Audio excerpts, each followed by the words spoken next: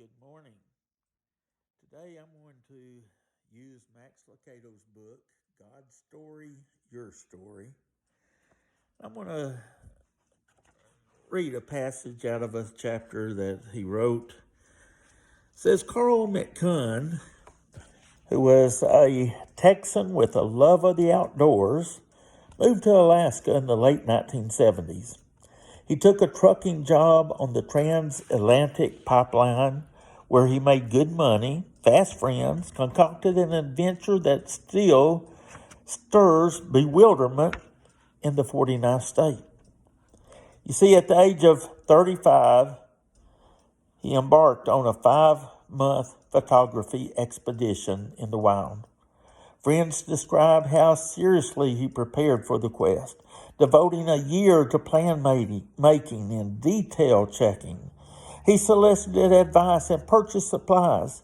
Then in March of 1981, he hired a bush pilot to drop him at a remote lake some 70 miles northeast of Fort Yukon.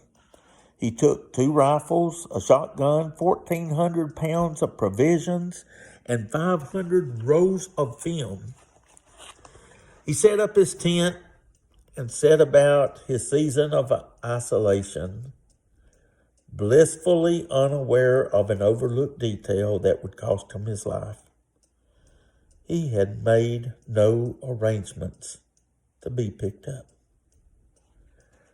And this didn't dawn on him until August. He was there several months before all of a sudden he realized, I think I should have used more foresight about arranging my departure. We know that because the Alaska State Troopers in February found his body along with his diary,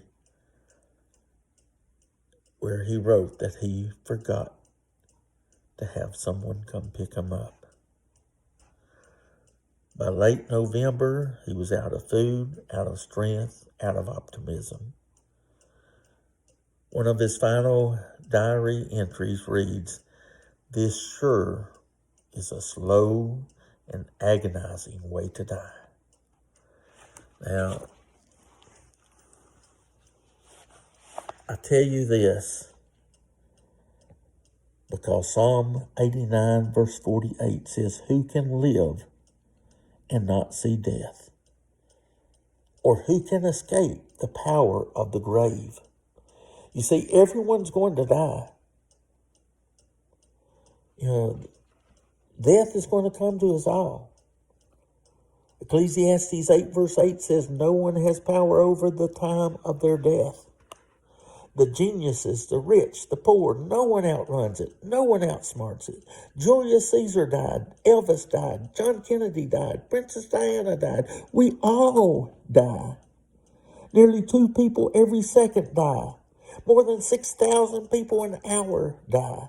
More than 155,000 people every day. About 57 million people a year in this world die.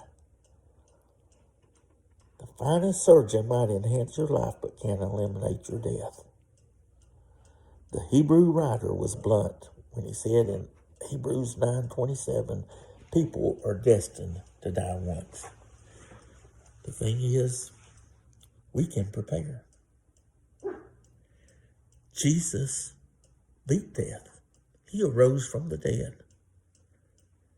And if we follow him, if we do his will, if we obey him, follow his instruction, if we are prepared, it doesn't matter. Have a good day.